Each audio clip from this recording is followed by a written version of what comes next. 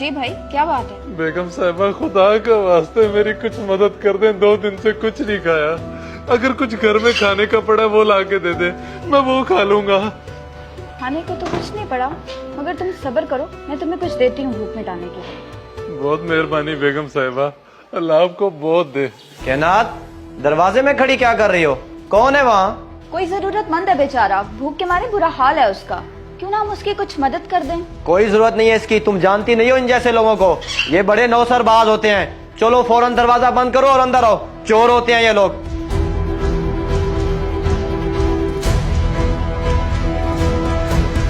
रुको, मेरे शौहर की बात का बुरा ना मनाना। तुम जरूरतमंद लगते हो, इसलिए ये पैसे पकड़ो।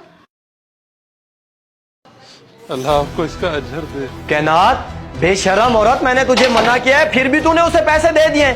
मेरी कोई हराम की कमाई है जो तू इस तरह लुटा रही है? क्या हो गया माजिद, आप गुस्सा क्यों कर रहे हैं?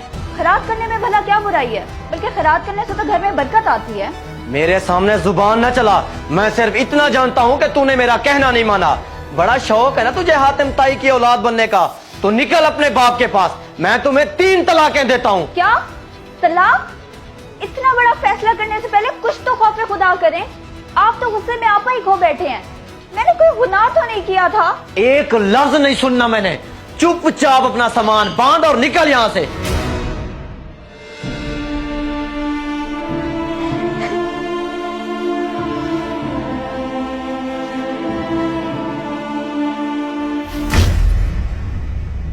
मैं सोच भी नहीं सकता था माजिद ऐसी हरकत करेगा। सिर्फ खैरात देने पर इतना बड़ा फैसला सुना दिया। मुझे बड़ा अफसोस हो रहा है उसकी सोच पर। मैं तो हमेशा ही घर बसाने की कोशिश करती रही हूँ, मगर आज तो उन्होंने हद ही कर दी। मैंने कोई गुनाह तो नहीं किया था जो उन्होंने ऐसा फैसला कर दिया। अब पता नहीं क्या होगा। तुम फिक्र न करो मेरी बेटी, मैं जाके बात करता हूँ और उससे पूछता हूँ कि उसने ऐसी हरकत क्यों की। उसकी जुर्रत कैसी हुई तुम्हें रुलाने की? अब्बा ना जाए उसके पास। अब्बा रुके, मेरी बात तो सुने, छोड़े ना जाए उसके पास।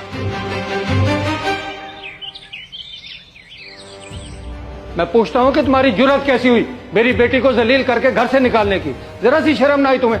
जनाब कादिर अली साहब, यहाँ शोर शराबा करने की जरूरत नहीं है।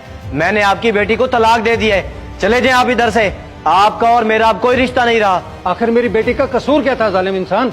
मैंने इतना कर्ज उठा के ये फर्ज अदा किया था, तूने मेरी बेटी की जिंदगी बर्बाद कर दी। उसने अपनी जिंदगी खुद खराब की है। बड़ा शौक था उसे घर के दरवाजे में खड़े होकर अजनबियों से बात करने का। बेगारत इंसान, बकवास बंद कर, मैं तेरा मुंह तोड़ दूंगा। ऐसी गलती मत करो। अगर मेरा हाथ उठ गया तो क्या इज्जत रह जाएगी तुम्हारी इस उम्र में? बेहतरी इसी में है कि यहाँ से चलते बनो, इससे पहले कि मैं आपे से बाहर हो जाऊं। अल्लाह की लाठी बेआवाज है, जिस दिन पड़ी ना कहीं के नहीं रहोगे।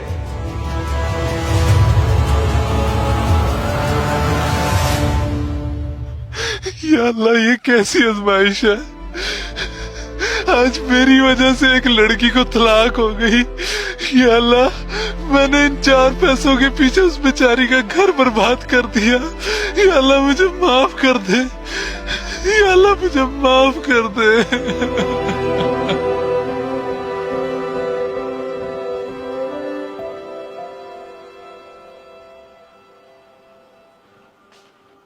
अब्बा आप आ गए?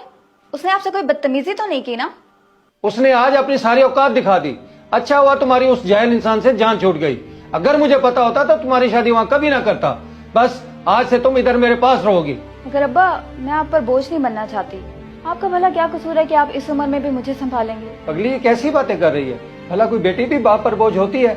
और तेरा बाप अभी इतना बुरा नहीं हुआ। भला कोई बेटी भी बाप पर बोझ होती है? और तेरा बाप अभी इतना बुरा नहीं हुआ कि तुझे ना संभाल सके। अल्लाह सब खैर करेगा, अब परेशान ना हो। जी ठीक है अब्बा।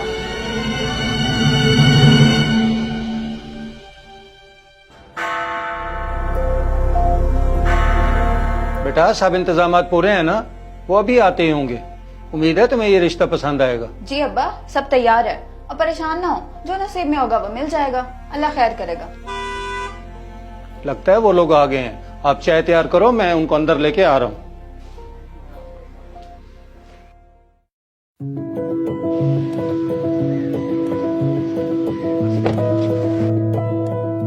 जनाब, मैंने कहीं आने में देर तो नहीं कर दी? नहीं नहीं, ऐसी कोई बात नहीं, आप वक्त पे आए हैं। आप अंदर चलें, बाकी बातें बैठ कर करते हैं।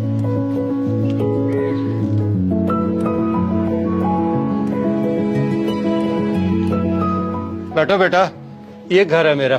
छोटा सा। अंकल छोटा बड़ा कुछ नहीं होता, ये तो बस सोच सोच की बात है। माशाल्लाह बहुत अच्छी सोच के मालिक हो बेटा आप। कैनात बेटा चाय ले आओ, मेहमान आ गए हैं।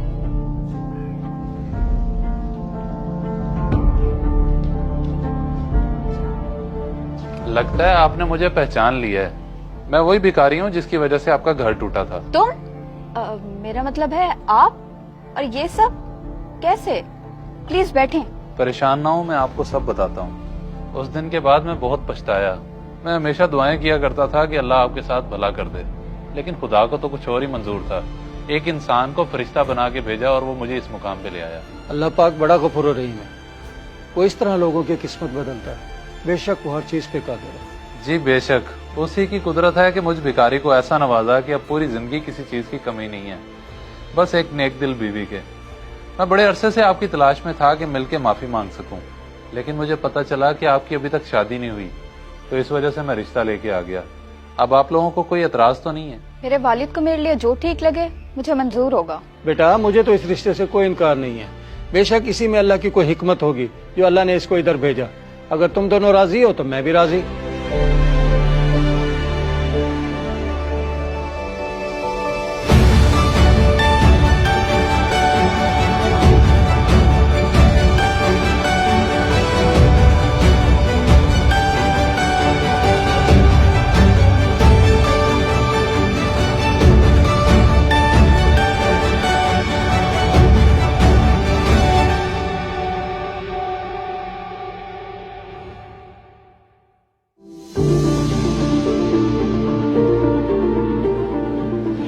अल्लाह के नाम पे कुछ मदद कर दे, मैं 2 दिन से भूखा हूँ, कुछ नहीं खाया। अल्लाह आपका भला करे। माजिद, तुम और इस हाल में? तुम इतनी अमीर कैसे हो गई? कायनात कौन है ये? इसे कैसे जानती हो? शरोज ये मेरा साहब का शौहर है। लेकिन माजिद, तुम्हारी ये हालत कैसे हुई? तुम्हारे जाने के बाद मुझे मेरे किए की सजा मिलना शुरू हो गई। घर से बरकत ही उठ गई, मेरे नुकसान होना शुरू हो गए और ऐसा ऐसा करके सब बर्बाद हो गया। मैं इस हालत में पहुंच गया। बहुत बुरा हुआ तुम्हारे साथ। क्या कभी तुमने सोचा कि तुम्हें अपने किए की सजा मिली है? ये तकब्बुर का अंजाम ही तो है। गौर से देखो इनकी तरफ, ये वही भिखारी है जो उस दिन दरवाजे पर आया था और अल्लाह ने इसे तुमसे भी ऊंची जगह पहुंचा दिया। अल्लाहू अकबर, रहम कर मालिक, बेशक तू हर चीज में कादिर है।